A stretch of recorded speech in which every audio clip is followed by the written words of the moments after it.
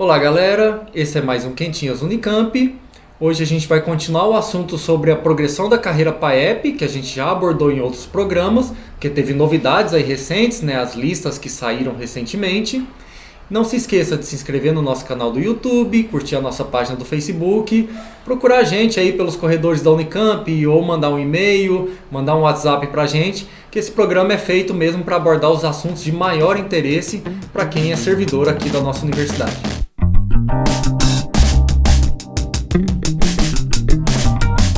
Na maior parte das unidades da Unicamp já foi entregue uma lista da avaliação, o ranqueamento daqueles relatórios que eram a etapa inicial da progressão da carreira PAEP, que a gente inclusive já discutiu aqui em outro programa do Quentinhas.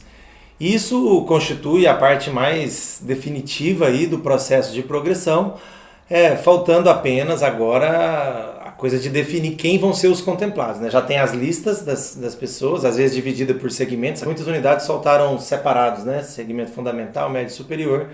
Então a gente não sabe ainda quem vai ser contemplado nessa lista, até que ponto da lista vai ser contemplado. Isso vai ser deliberado pelas congregações ou órgãos equivalentes às congregações, mas já deu para ver quem é que vai ganhar e quem é que não vai ganhar. E o que a gente pôde notar, olhando as listas, é que a maior parte das pessoas que ficaram bem ranqueadas foram aquelas que ocupam cargos gerenciais, né? São as chefias. A gente já tinha adiantado um pouco essa avaliação em um outro vídeo do Quentinhas, dizendo que da forma como foi elaborado o processo de avaliação, com critérios subjetivos e que colocavam diretrizes que privilegiavam os postos de chefia, levariam a uma contemplação de pessoas que ocupam prioritariamente esses cargos gerenciais. Os critérios de fato utilizados na avaliação dos relatórios, eles foram pelo menos desiguais, né? Porque cada comissão de avaliação, como foi chamado, teve a liberdade de escolher os critérios que ia considerar relevantes e mais determinantes para posicionar os relatórios ali. E na maior parte das vezes eles sequer foram divulgados, né? Então, assim, pelo menos desiguais eles foram, e dá para ver que eles não foram justos, não foram técnicos o suficiente para a gente olhar para o processo e ter a tranquilidade de que ele é impessoal, como a gente gostaria, né? E, na verdade, para você fazer uma contemplação com base técnica, isso tem que estar muito claro, tem que ter as métricas, tem que ter o centro da avaliação, o projeto de cada unidade. E não é isso que foi feito. Dessa vez o que foi feito foi cada um entrega um relatório, quem conseguir escrever, né? Inclusive muita gente nem entregou o relatório. Mas quem entregou, a comissão olhou e usou os seus critérios para dizer quem é melhor e quem é pior. Além dessa questão das desigualdades dos critérios, que fez com que as pessoas ficassem perdidas sobre aquilo que estava de fato sendo avaliado, as diretrizes gerais do plano elaborado junto aos órgãos da reitoria e depois homologado nas instâncias como a CIDF, direcionavam as avaliações para privilégio de atributos que são inerentes aos cargos mais gerenciais da Unicamp. Então ele utilizava termos como autonomia, conhecimento sistêmico, complexidade, que são atribuições que um funcionário que é um subordinado, um funcionário qualquer, se ele executa trabalho dessa forma, por exemplo, com autonomia, ele pode até ser punido por insubordinação.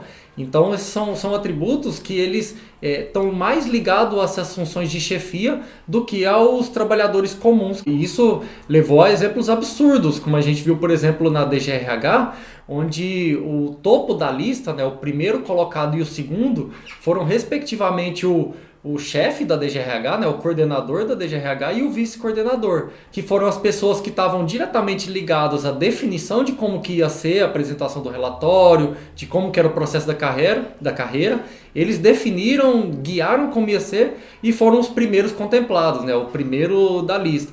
Então mostra que o processo já foi de fato direcionado para esse perfil de trabalhador. No final das contas, o que a gente quer dizer com isso é que o Marcelo, nosso reitor Marcelo Nobel, fez uma grande lambança com as carreiras. Porque uma das primeiras medidas dele foi revogar o que tinha ali de normatização, de orientação para os processos de avaliação, para os processos de progressão. Não que eles fossem bons, pelo contrário, não eram bons e nem estavam consolidados, porque não chegaram a ser testados. O Tadeu foi aprovar isso no final da gestão dele.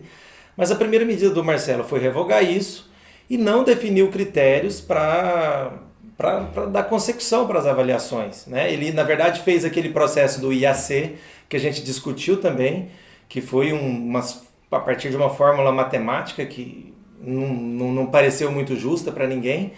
E agora, essa avaliação subjetiva de relatórios, que com certeza não foi justa, não foi impessoal, não foi técnica.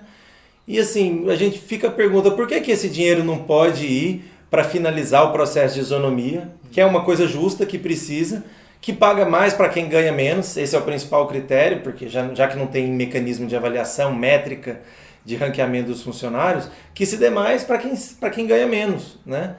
E então fica essa pergunta, por que o Marcelo não pegou esse dinheiro e progrediu o piso salarial, né, colocando as pessoas num nível de remuneração melhor, né, começando por aquelas que estão ganhando pior. Então eu acho que o Marcelo fez uma lambança geral com a carreira e mesmo que ele venha aprovar alguma normativa de avaliação, isso vai ser feito no final da carreira, inclusive no final da gestão dele, né? Inclusive já está em processo de eleição de CSAs e a gente não sabe muito bem para que as CSAs vão servir, né? Mas assim, essa bagunça vai ser característica e vai pesar negativamente no histórico do reitor Marcelo Nóbrega.